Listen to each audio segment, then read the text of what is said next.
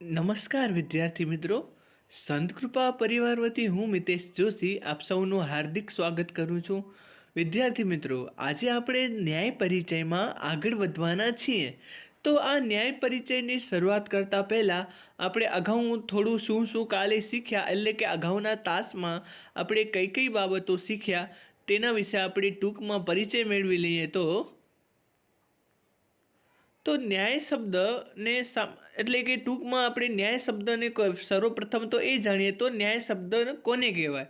તો સર્વપ્રથમ અહીં ન્યાય શબ્દની વ્યાખ્યા આપેલી છે કે જે ન્યાય શબ્દ અહીં ન્યાય આ અર્થમાં વાપરવામાં આવ્યો છે. એટલે કે આપણે જે અર્થમાં હમણાં ન્યાય વાપરશું તો અહીં ન્યાય આ અર્થમાં કહેવામાં આવેલું છે કે કોઈ પણ વાત છે, બરાબર, કોઈ પણ વાત છે તે આપણે પોતે આપણે જે કહેવા ધારેલી વાત છે તે ખૂબ જ સંક્ષિપ્તમાં, બરાબર, ખૂબ જ સંક્ષિપ્તમાં અને છતાંય એ વાત છે આપણે સચોટ રીતે કહેવાના આશ્રયથી લોક કે શાસ્ત્રમાં પ્રસિદ્ધ એવા દ્રષ્ટાંત વાપરવામાં આવે તો તે ન્યાય છે. તો એટલે કે સામાન્ય અર્થથી ન્યાય કોને કહેવાય? તો સર્વપ્રથમ આપણે ધારેલી જે વાત હોય, બરાબર, આપણે ધારેલી જે વાત હોય તેને સંક્ષિપ્તમાં છતાંય પણ સચોટ રીતે આપણે કહેવી હોય અને એ કહેવા માટે છે આપણે લોકમાં કે શાસ્ત્રમાં પ્રસિદ્ધ કોઈ દ્રષ્ટાંત વાપરીએ તો તેને સામાન્ય અર્થમાં ન્યાય તરીકે ઓળખવામાં આવે છે. અહીં ન્યાયની સંસ્કૃત વ્યાખ્યા પણ આપેલી છે. લોકશાસ્ત્ર પ્રસિદ્ધ દ્રષ્ટાંત વિશેષ ન્યાય, એટલે કે લોકશાસ્ત્રમાં પ્રખ્યાત દ્રષ્ટાંત કોઈ વિશેષ દ્રષ્ટાંત હોય તો તેને સામાન્ય રૂપથી ન્યાય તરીકે ઓળખવામાં આવે છે. ત્યારબાદ આપણે આ ન્યાયને નિરક્ષીર વિવેક આધારે સમજ્યા હતા. તો સર્વપ્રથમ આની પણ ટૂંકમાં સમજૂતી મેળવી લઈએ, ત્યારબાદ આપણે આગળનું શરૂ કરશું. તો આપણે શીખ્યા હતા નિરક્ષીર વિવેકની દ્રષ્ટિમાં આ જે ન્યાય છે તેને સમજ્યા હતા. તો સર્વપ્રથમ છે તો થોડીક વાત કરી લઈએ નિરક્ષીર વિવેક વિશે. તો સર્વપ્રથમ અહીં કહેવામાં આવેલું હતું કે આપણી સામે બે વાસણો પડ્યા છે, એકમાં દૂધ છે અને એકમાં પાણી છે, બરાબર. તો આ જે દૂધ અને પાણી છે તેને બંનેને ભેગા કરી નાખવામાં આવે, કોઈ એક મોટા પાત્રમાં દૂધ અને પાણીને બંનેને ભેગા કરી નાખવામાં આવે તો એ કામ છે તે સામાન્ય માણસ માટે તો ખૂબ જ અઘરું પડે, કારણ કે દૂધ અને પાણી એ રીતે ભળી જાય કે માણસ એને અલગ કરી જ ન શકે. પરંતુ ભગવાને હંસને એવી તાકાત આપી છે, હંસને એવી શક્તિ આપી છે કે તે દૂધ અને પાણી બંનેને અલગ કરી શકે છે. તો આ જે બાબત છે તેનામાંથી નિરક્ષીર વિવેક બન્યો.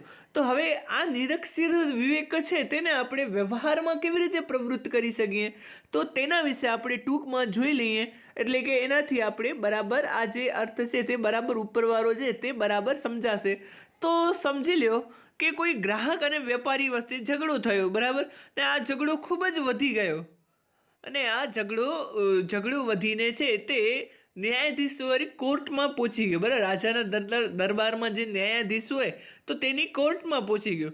તો હવે ન્યાયાધીશે છે તે વિવિધ પ્રમાણો, પુરાવાઓ વગેરેને આધારે આ ન્યાયાધીશે પોતાનો સાચો નિર્ણય કર્યો. એટલે કે આ ન્યાયાધીશે પોતાનો સાચો નિર્ણય કર્યો.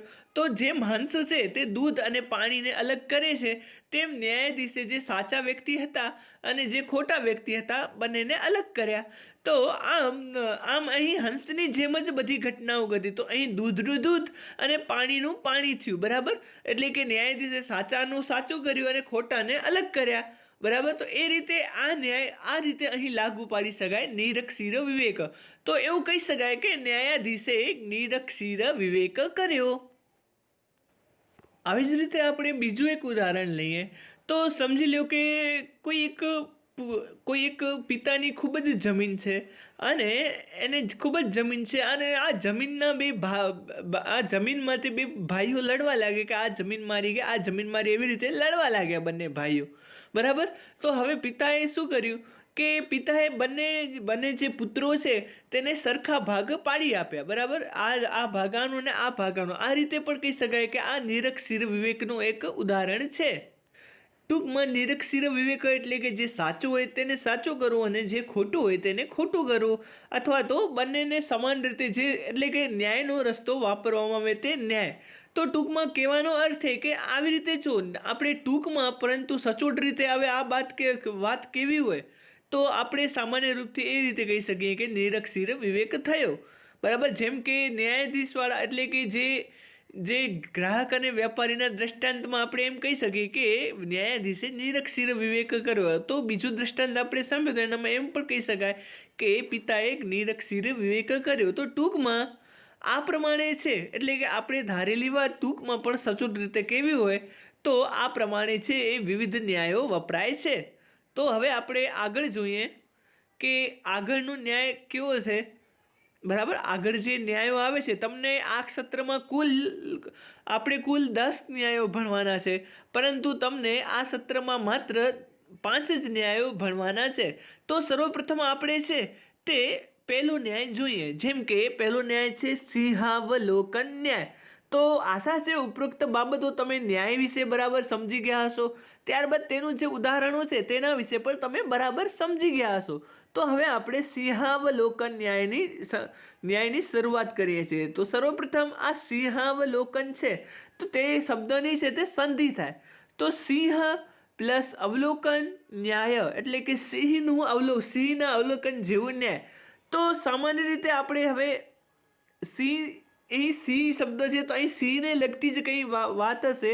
તો સર્વપ્રથમ આપણે આ ફકરાનું વાંચન કરી લઈએ તો ને આપણે પછી જાણીએ કે અહીં સિંહ વિશેની શું વાત હશે. તો આપણે જોઈએ તો સિંહ શબ્દ એક પ્રાણીનો વાચક છે, બરાબર. તો આનું વાંચન કરી રહ્યા છીએ ફકરાનું. અવલોકન એટલે કે જોવું. જંગલના રાજા મનાતા સિંહ નામના પ્રાણીની એક વિશેષતા છે કે તે જ્યારે ચાલતો હોય છે ત્યારે થોડા અંતરે પાછું વળીને જોઈ લેતો હોય છે. સિંહની આ વિશેષતાને ધ્યાનમાં રાખીને આ ન્યાયની કલ્પના કરવામાં આવી છે. તો આપણે જે જંગલનો રાજા સિંહ છે, બરાબર, તે જ્યારે પણ ચાલતો હોય, બરાબર, જ્યારે પણ ચાલતો હોય તો એ સતત ચાલતો જ હોય એવું નથી, બરાબર. એ છે જે થોડા અંતરે વળી થોડુંક ઊભી રહે ને વળી પાછળ જુએ, વળી થોડુંક ચાલે અને થોડુંક પાછળ જુએ.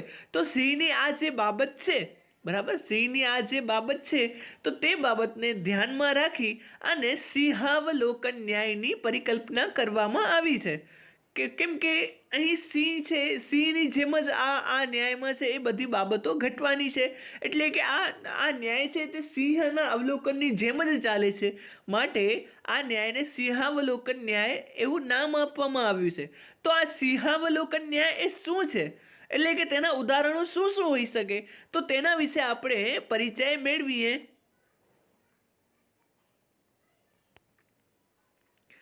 તો અહીં કહેવામાં આવેલું છે કે આ ઉપરથી બોધ મળે છે કે માણસે ચાલવાનું ભલે આગળ ને આગળ જ હોય, પણ ક્યારેક પાછા વળીને પણ જોઈ લેવું જોઈએ. એક વિદ્યાર્થી તરીકે તમારે આગળ ને આગળ ઉપલા ધોરણમાં જવાનું છે અને તેથી તમારી નજર પણ ત્યાં જ હોવી ઘટે. તેમ છતાં આગળ વધવાની આ પ્રક્રિયામાં ક્યારેક પાછળ વળીને પણ જોઈ લેવું જોઈએ. જો તમે 11મા ધોરણમાં ભણતા હો તો ક્યારેક 10મા ધોરણમાં ભણેલી વાતો તરફ પણ તમારી નજર કરી લેવી જોઈએ. તો અગાઉ આપણે જેમ વાત કરી કે જેમ સિંહ છે, બરાબર, તો સિંહ ભલે સતત આગળ ને આગળ વધતો હોય, પરંતુ તે વચમાં ઊભીને પોતાના પાછળ શું થઈ રહ્યું છે એ બધું જોતો હોય છે, બરાબર. સિંહનું અવલોકન, પોતાની એ ક્યાંથી ચાલ્યો ગયો, બરાબર, તે પાછળ તેની કઈ બાબતો જોઈ. આમ એ સિંહ છે તે ઊભો રહે અને પાછળ વળીને થોડી વારમાં જોતો રહે, વળી થોડુંક ચાલે, વળી પાછળ જોઈ. તો એ રીતે આ ન્યાયની પરિકલ્પના કરવામાં આવી છે. તો આ ન્યાય ઉપરથી આપણે છે તે બોધ મળે છે કે આપણે ભલે જીવનમાં આગળ ને આગળ વધવાનું હોય, બરાબર, ભલે આપણે જીવનમાં આગળ ને આગળ જ વધીએ તો એનામાં કંઈ પણ વાંધો નથી, છતાંય પણ આપણે છે તે ક્યારેક પાછા વળીને પણ જોઈ લેવું જોઈએ, બરાબર. જીવનમાં સતત આગળ ને આગળ વધવાનું હોય એ તો ઠીક, તો પરંતુ આપણે પાછા વળીને પણ જોઈ લેવું જોઈએ. કારણ કે જે આપણે પાછળ શીખ્યા છીએ તે આપણે યાદ ના હોય તો આપણે એ ફરીથી એ ઘટના આપણી સામે આવીને ઊભી રહે. જેમ કે તમે ભૂતકાળમાં કંઈ શીખ્યા હોય, બરાબર, અને એને બાબત તમને વર્તમાન સમયે એ બાબત તમને કામ લાગે, પરંતુ એ બાબતને તમે ભૂલી જાઓ તો એ બાબત સમૂરી વિસરાઈ જાય, તો એ બાબત તમને ફરીથી શીખવી ખપે. તો તેના કરતાં તમે છે તે અગાઉ શીખેલી બાબતનું એકવાર પુનરાવર્તન કરી લો, એકવાર એને જોઈ લો, તો તમને એ બાબત સતત તાજી રહે ને પછી જ્યારે તમને આ બાબત ફરી વાર આવે તો તરત ને તરત તમે તે બાબત કરી શકો. તો આમ સિંહની જેમ, સિંહ કેમ કે સિંહ જેમ એકવાર પાછળ જોઈ લે ને વળી આગળ ચાલે, તે જ રીતે છે તે આપણે ભલે ઉપલા ધોરણમાં જવાનું હોય, પરંતુ આપણે છે ક્યારેક ક્યારેક પાછા વળીને પણ જોઈ લેવું જોઈએ કે આપણી પાસે કંઈ ભૂલાઈ તો નથી રહ્યું ને. એ દ્રષ્ટિએ આપણે પાછા ફરીને પણ જોઈ લેવું જોઈએ. જો તમે 11મા ધોરણમાં ભણતા હોય તો ક્યારેક 10મા ધોરણમાં ભણેલી વાતો તરફ પણ તમારે નજર કરી લેવી જોઈએ. એટલે કે તમે જો 11મા ધોરણમાં ભણતા હો તો તમે 10મામાં કઈ વાતો શીખી એ બાબતે પણ તમને ધ્યાન હોવું જોઈએ. તો શા કારણે આવી બાબત કે આપણે છે તે જે બાબતો શીખી છે એ બાબતો શું આપણે ભૂલાઈ ગઈ છે? તો એ બાબતોને યાદ રાખવી ખૂબ જ જરૂરી છે, કારણ કે જો જ્યારે યાદ રાખવી એ ખૂબ જ જરૂરી હશે ત્યારે જે આપણા અભ્યાસક્રમમાં આવી હશે, બરાબર. તો આગળની વાતો પણ યાદ રાખવી ખૂબ જ જરૂરી છે. તો આપણે જે ભલે આગળ વધીએ પણ ક્યારેક થોડીવાર એકવાર જે અગાઉ શીખેલી બાબતો છે તેને પુનરાવર્તન રૂપે પાછા ફરીને પણ એકવાર જોઈ લેવું જરૂરી છે. જેમ કે એક કનેક્ટર છે, બરાબર, એટલે કે એક ડ્રાઈવર છે તે ઉપરથી બસ છે તેના ટાયર છે તે જુએ છે. તો આ ડ્રાઈવર છે તે સિંહાવલોકન કરે છે કે ખરેખર શું ટાયર છે તેનામાં હવા તો નથી નીકળી ગઈ ને. તો આ એક સિંહાવલોકન કહેવાય. એટલે કે ડ્રાઈવર છે એને બસ તો ચલાવવાની છે, એટલે કે આગળ તો વધવાનું છે, છતાંય પણ જેના દ્વારા આગળ વધવાનું છે તેનામાં કંઈ ખરાબી તો નથી આવી ગઈ ને. તો આમ ડ્રાઈવર છે તે સિંહાવલોકન અહીં કરે છે. તેવી જ રીતે કોઈ એક વેપારી છે તે નવો માલ લેવાનું વિચારે છે, છતાં એ વેપારી છે તે અગાઉ જોએ છે કે અગાઉ બચેલો માલ કેટલો બચ્યો છે, બરાબર. આમ એ ઉપરથી નજર કરે છે અને પછી એ આધારે નક્કી કરે છે કે તેને નવો માલ કેટલો મંગાવવો. તો આમ એ વેપારી છે અહીં એ સિંહાવલોકન કરે છે, એટલે કે ઉપરથી જોઈ લે છે કે પાછળ કેટલો માલ બચ્યો છે, હવે મને આગળ કેટલો માલ મંગાવવો જોઈએ. તો એ આધારે વેપારી છે તે નક્કી કરે છે, એટલે કે વેપારી અહીં સિંહાવલોકન કરે છે. તેવી જ રીતે એક ચકલી છે તે જ્યારે દાણા ચણવા આવે છે ત્યારે તે આજુબાજુ એ જોઈ લે છે કે કોઈ મુસીબત તો નથી ને. તો ચકલીનું આ બાબત છે તે એક સિંહાવલોકન છે.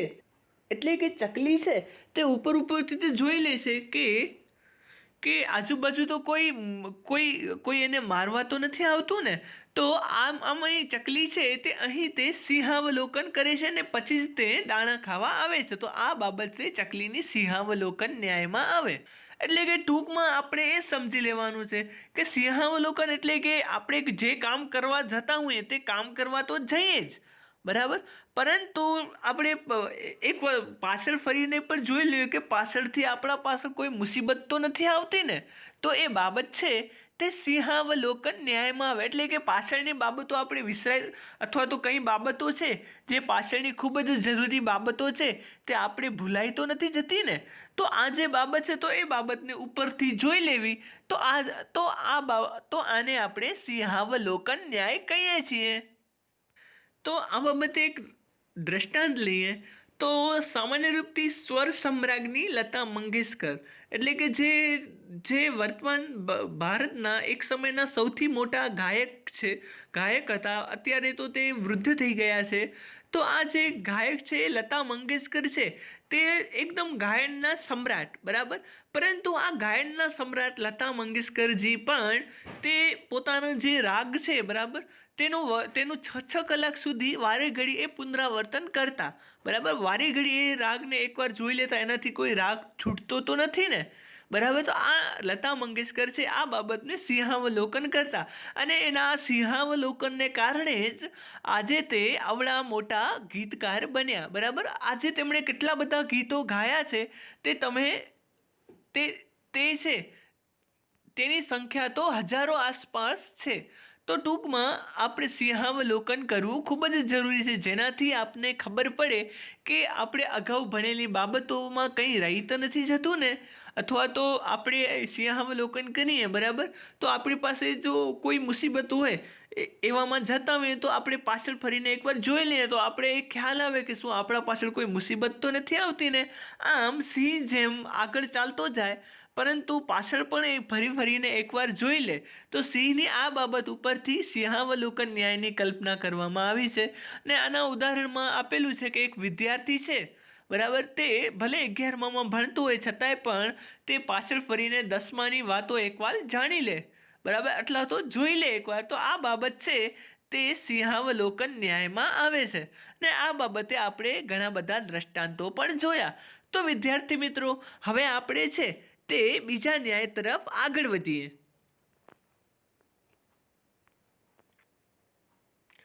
તો બીજું ન્યાય છે પંક પ્રક્ષાલન ન્યાય, બરાબર. પંક પ્રક્ષાલન ન્યાય. તો અહીં પંક છે, બરાબર. પંક, સર્વપ્રથમ આપણે ફકરાનું વાંચન કરી લઈએ, ત્યારબાદ છે તે આપણે આ ફકરો છે તે વિસ્તારથી સમજશું. તો પંક એટલે કે કાદવ, બરાબર, અને પ્રક્ષાલન એટલે કે ધોવાની ક્રિયા. પંક એટલે કે કાદવ અને પ્રક્ષાલન એટલે કે ધોવાની ક્રિયા. કાદવને ધોવાની ક્રિયાને પંક પ્રક્ષાલન કહે છે. કાદવમાં પગ પડી જાય અને પગ ગંદો થાય તો કોઈ ખાસ મુશ્કેલી થતી નથી, કેમ કે કાદવથી બગડેલા પગને સ્વચ્છ પાણીથી ધોઈ શકાય છે. આમ જો કે કાદવને ધોવાની સગવડ ઉપલબ્ધ છે, છતાં પણ જો કાદવથી પગ બગડે જ નહીં એવી તકેદારી રાખવામાં આવે તો કાદવનું ધોવાનો ઉપક્રમ કરવાનો જ રહેતો નથી. આ તથ્યને ધ્યાનમાં રાખીને પ્રસ્તુત ન્યાયની પરિકલ્પના કરવામાં આવી છે. તો સર્વપ્રથમ અહીં બે શબ્દોની સમજૂતી આપવામાં આવી છે કે પંક કોને કહેવાય અને પ્રક્ષાલન કોને કહેવાય. તો સામાન્ય રૂપથી પંક એટલે કે કાદવ, અને સામાન્ય રૂપથી પંકજ નામનું એક ખૂબ મસ્ત મજાનું ફૂલ છે, બરાબર, જેને આપણે કમળ તરીકે ઓળખીએ છીએ. એટલે કે એનું પંકજ એવું નામ શા માટે કમળનું પાડવામાં આવ્યું? તો તે છે તે કાદવમાંથી ઉગી નીકળે છે, માટે તેનું નામ પંકજ એવું પાડવામાં આવ્યું. તો સામાન્ય રૂપથી અહીં પંક છે એટલે કે કાદવ, બરાબર, ને પ્રક્ષાલન છે એટલે કે ધોવાની ક્રિયા, બરાબર. જેમ કે વસ્ત્ર પ્રક્ષાલનમ એટલે કે વસ્ત્ર ધોવા, હસ્ત પ્રક્ષાલનમ એટલે કે હાથ ધોવા, બરાબર. ત્યારબાદ ચરણ પ્રક્ષાલનમ એટલે કે પગ ધોવા. તો પ્રક્ષાલનમ એટલે કે ધોવાની ક્રિયા, એટલે કે પંક પ્રક્ષાલનમ એટલે કે કાદવ ધોવાની ક્રિયા. કાદવ ધોવાની ક્રિયાને પંક પ્રક્ષાલન કહે છે. તો કાદવ પગમાં પડી જાય અને પગ ગંદો થાય તો કોઈ ખાસ મુશ્કેલી થતી નથી, બરાબર. જો કાદવ આપણી પગમાં પડીએ, બરાબર, તો કાદવ આપણા પગ કાદવમાં પડે તો આપણને કંઈ ખાસ મુશ્કેલી થતી નથી. તો આપણે શું થાય કે આપણે વધુમાં વધુ છે તે એ પગ ધોઈ નાખવા પડે, બરાબર. અને ધોઈ નાખવા, સ્વચ્છ પાણી લઈ અને આપણે આપણા પગ ધોઈ નાખીએ તો આપણા પગ ફરીથી એવા ને એવા થઈ જાય, બરાબર. એટલે કે જેવા હતા એવા થઈ જાય. પરંતુ આપણે જો એ કાદવમાં પગ જ ના નાખીએ, બરાબર, એ કાદવમાં આપણે પગ જ ના નાખીએ તો આપણે કોઈ એક કાદવમાં પગ ધોવાની જરૂર પણ નથી રહેતી, કારણ કે પગ આપણે જ્યારે ખરાબ થાય ત્યારે આપણે એ પગ ધોઈએ. પરંતુ જો એ પગ ખરાબ જ ન થાય તો આપણે એ પગને ક્યાંથી ધોઈએ? એટલે કે પગ ધોવાની જરૂર જ ન રહે. તો આ બાબત છે તેને ધ્યાનમાં રાખીને આ ન્યાયની પરિકલ્પના કરવામાં આવી છે. તો ટૂંકમાં કહું તો આપણે કાદવમાં પડે, આપણા કાદવમાં પગ પડે તો આપણે પગ ધોવા જોઈએ, બરાબર. કારણ કે ધોવાની બધી સુવિધાઓ ઉપલબ્ધ છે. આપણે સ્વચ્છ પાણીથી ધોઈ નાખીએ, સાબુથી ધોઈ નાખીએ, અથવા તો ગમે તેવી રીતે ધોઈ નાખીએ તો આપણા પગ સ્વચ્છ થઈ જાય. પરંતુ આપણે કાદવમાં પગ પડે જ નહીં તો આપણે છે તે પગ ધોવાની પણ જરૂર રહે નહીં. તો આપણે એવું કરવાનું કે કાદવમાં પગ પડે જ નહીં. તો આ જે બાબત છે, એટલે કે કાદવમાં પગ પડે જ નહીં, એ બાબતને ધ્યાને લઈ અને આ પંક પ્રક્ષાલન ન્યાયની પરિકલ્પના કરવામાં આવી છે. તો હવે આપણે આગળનો ફકરો વાંચીએ, ત્યારબાદ તે ફકરાને આપણે વિસ્તારથી સમજશું. તો આ ન્યાય ડગલે ને પગલે બોધ આપનારો છે. ચોમાસાની ઋતુમાં આમ તેમ ભરાયેલા પાણીમાં મચ્છરો જન્મ લે છે અને વધી પડેલા મચ્છરોથી માંદગીની મુશ્કેલી આવી પડે છે. સામાન્ય રીતે માણસો એવું વિચારે છે કે મચ્છરના નિવારણ માટે જાત જાતના સાધનો ઉપલબ્ધ છે અને માંદા થઈશું તો દવાખાનામાં સારવાર ઉપલબ્ધ છે. પરિણામે મચ્છરોથી ઊભી થનારી મુશ્કેલીનું નિવારણ કરી લઈશું. એમાં ચિંતા કરવાની શું જરૂર છે? પરંતુ આવા વિચારની સામે આ ન્યાય ઉપદેશ આપી સમજાવે છે કે ચોમાસાની ઋતુમાં આમ તેમ પાણી ભરાય નહીં, મચ્છરો જન્મે નહીં અને મચ્છરોને લીધે માંદગી ફેલાય જ નહીં, તેવી પહેલાં તકેદારી રાખવી જોઈએ. જો આમ કરવામાં આવે તો આવી પડેલી મુશ્કેલીઓના નિવારણ માટે કરવામાં આવતા પ્રયત્નો કરવા રહે નહીં, ખોટો ખર્ચ થાય નહીં અને માંદગીને લીધે ભોગવવાનું થતું દુઃખ ભોગવવાનો વખત આવે નહીં. આમ ચોમાસામાં મચ્છરોનો ત્રાસ વધે નહીં તે માટે આપણે પહેલાંથી જ સાવધાન રહેવું જોઈએ, બરાબર. તો હવે અહીં કહેવા માંગે છે કે આ ન્યાય છે તે ડગલે ને પગલે બોધ આપનારું છે. એ કેવી રીતે? તો આપણે સમજીએ. તો સામાન્ય રૂપથી છે આપણે ચોમાસું આવે, બરાબર, તો ચોમાસામાં ઠેર ઠેર મચ્છરો ફેલાઈ જાય. વર્તમાન સમયે એ બાબતનો તમે અનુભવ કરી જ રહ્યા હશો કે વર્તમાન સમયે ચોમાસાની ઋતુમાં પૂરી થઈ છે અને એ ચોમાસાની ઋતુને કારણે અનેકો મચ્છરો ફેલાઈ ગયા છે. તો હવે છે તે કોઈ વ્યક્તિ એવું વિચારે કે આ મચ્છરોના નિવારણ માટેની અનેકો દવાઓ ઉપલબ્ધ છે. વર્તમાન સમયે ડૉક્ટર પાસે મચ્છરોથી જો કોઈ રોગ થાય, બરાબર, તો એના નિવારણ માટે અનેકો દવાઓ ઉપલબ્ધ છે. એટલે કે આપણે મચ્છરોથી કંઈ પણ ડરવા જેવું નથી. જો આપણે મચ્છરો વગરશે ને આપણે કોઈ રોગ થઈ ગયો, મેલેરિયા કે એવો કોઈ રોગ થઈ ગયો, બરાબર, તો આપણે છે તે ડૉક્ટર પાસે દવા લઈ જશું ને પાછા સાજા થઈ જશું. પરંતુ આવા સમયે આ ન્યાય ઉપદેશ આપે છે કે આપણે ડૉક્ટરની પાસે જવું જ ન પડે એવું કરવું જોઈએ. જેમ કે આપણે સમજી લો કે મચ્છરો વગડે તો આપણે ડૉક્ટર પાસે જવું પડે, બરાબર, આપણા રૂપિયા બગડે, આપણી સમય શક્તિ બગડે અને પાછી બીમારી થાય તો આપણે ઘણું દુઃખ પણ ભોગવવું ખપે બીમારીને લીધે. એટલે કે આપણા શરીરમાં અશક્તિ આવી જાય એનું દુઃખ, ત્યારબાદ આપણે કંઈ નવું કામ ન કરી શકીએ એનું દુઃખ, ત્યારબાદ આપણે મુક્તતાથી ફરી ન શકીએ, ખાટલામાં જ આપણે રહેવું ખપે એનું દુઃખ. તો આ બધા દુઃખો આવે, બરાબર. તો આ બધા દુઃખો આવે જ નહીં એવું આપણે તકેદારી રાખવી જોઈએ. ને જો આ તકેદારી ના રાખીએ તો આ ન્યાય અહીં ઉપદેશ આપે છે કે જો આમ કરવામાં ના આવે તો મુશ્કેલીના નિવારણ માટે આપણે ખોટો ખર્ચ કરવો પડે, બરાબર, અને ખોટો ખર્ચ કરવો ખપે અને માંદગીને લીધે ભોગવવાનું પણ બને. અને તો આ માટે આપણે અગાઉથી જ તૈયારી કરી લેવી જોઈએ કે મચ્છરોનો ત્રાસ વધે જ નહીં. આપણે જ્યાં રહીએ છીએ આ મચ્છરોનો ત્રાસ વધે જ નહીં કે જેના કારણે આપણે આજે ભોગવવાનો વારો આવે. તો ટૂંકમાં આ ન્યાય વિશે વાત કરી લઈએ. તો આ ન્યાય એ કહેવા માંગે છે કે જ્યારે પાણી આવે એના પહેલાં પાડ બાંધી લેવી, બરાબર, પાણી આવે એના પહેલાં પાડ બાંધી લેવી.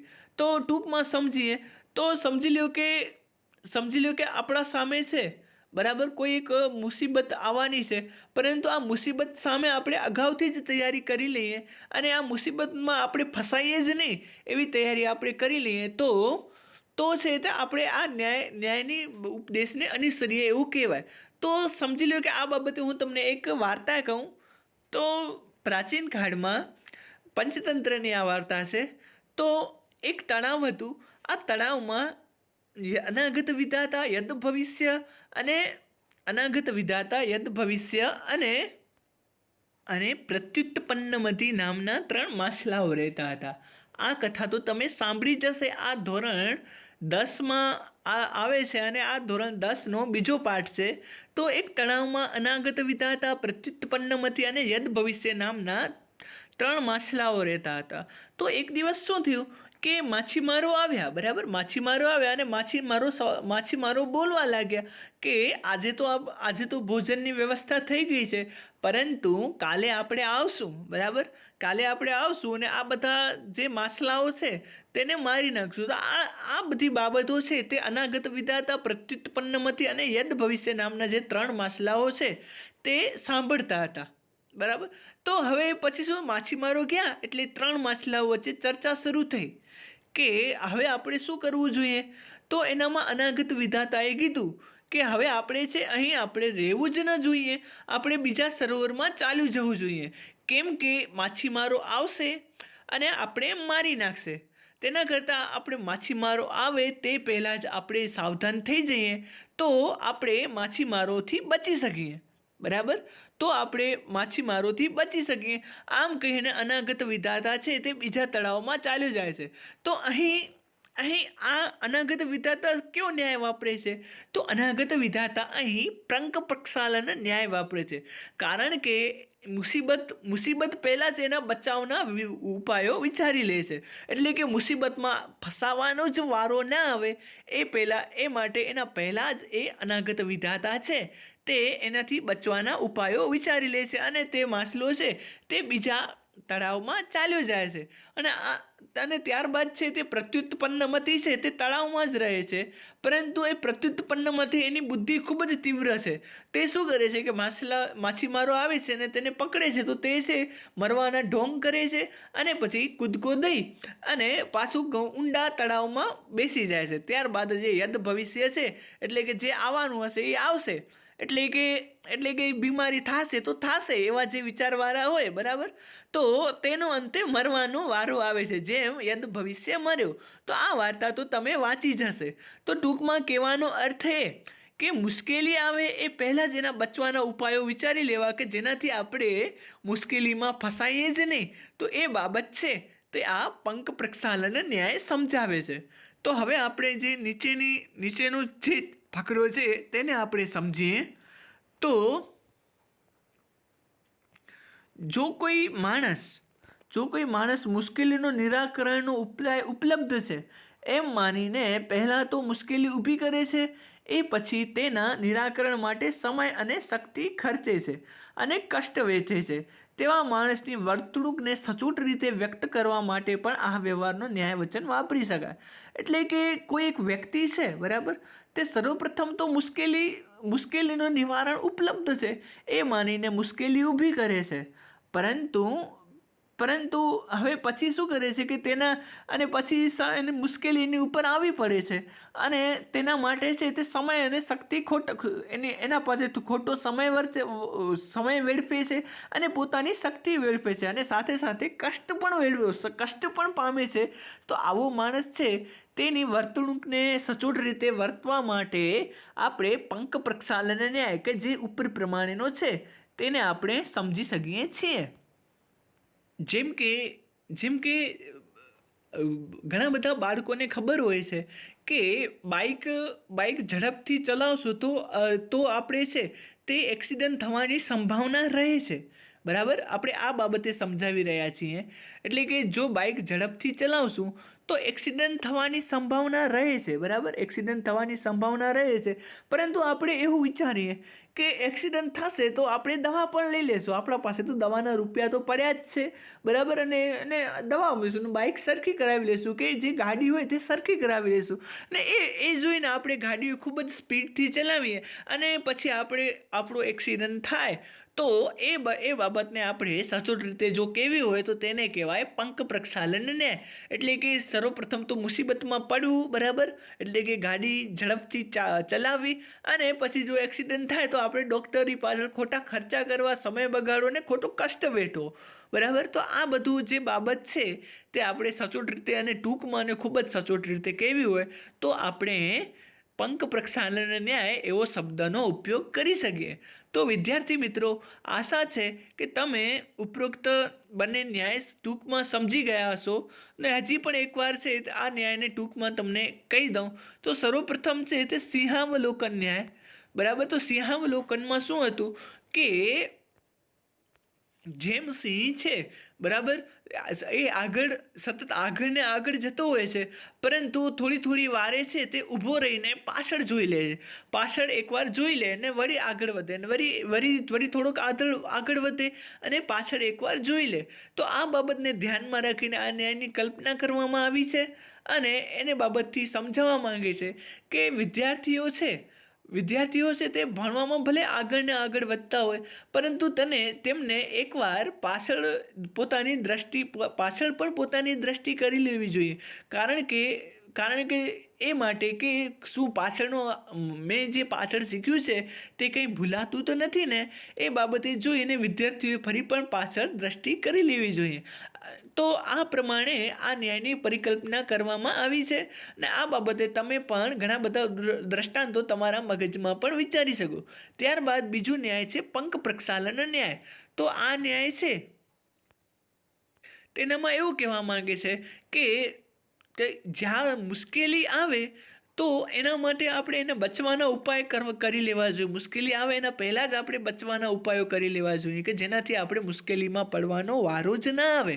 જેમ કે અહીં કીધેલું છે કે સર્વપ્રથમ તો આપણે એવું કહીએ કે કાદવમાં પગ નાખીએ, બરાબર, પંખ પ્રક્ષાલન, અને પછી આપણે એવું વિચારીએ કે કાદવથી તો આપણા પગ ધોવાઈ જશે, એમ વિચારીને આપણે કાદવમાં પગ નાખી દીધા અને પછી આપણે જ્યારે કાદવથી પગ બહાર કાઢવા ના આવે ત્યારે એ પગને ધોવા ખપે, પાણીનો બગાડ થાય, વગેરે બગાડ થાય. પરંતુ તેના કરતાં આપણે કાદવમાં પગ જ ના નાખીએ તો આપણે પગ ધોવાનો પણ વારો ના આવે, બરાબર. તો એ રીતે આ ન્યાયમાં સમજાવવા માંગે છે કે સર્વપ્રથમ તો આપણે કોઈ મુશ્કેલીઓમાં પગ નાખીએ, બરાબર, અને જ્યારે મુશ્કેલી આવી પડે તો તેના પાછળ આપણે સમય અને શક્તિઓને વેડફીએ. તો તેના કરતાં આપણે એવું કરવું જોઈએ કે મુશ્કેલી આપણી સામે આવે જ નહીં અને એનાથી બચવાના ઉપાયો આપણે આગળથી જ વિચારી લેવા જોઈએ, બરાબર. જો મુશ્કેલી આવી પડે અને આપણે એને બચવાના ઉપાયો જ્યારે મુશ્કેલી આવે ત્યારે વિચારીએ તો એ બાબતને આપણે સચોટ રીતે જો કેવી હોય તો આપણે પંક પ્રક્ષાલન ન્યાય તરીકે પંક પ્રક્ષાલન ન્યાય એ બાબતે તેને ઓળખી શકીએ. જેમ કે વિદ્યાર્થીઓ છે તે સામાન્ય રૂપથી પરીક્ષાઓમાં તૈયારી કરતા હોય, બરાબર.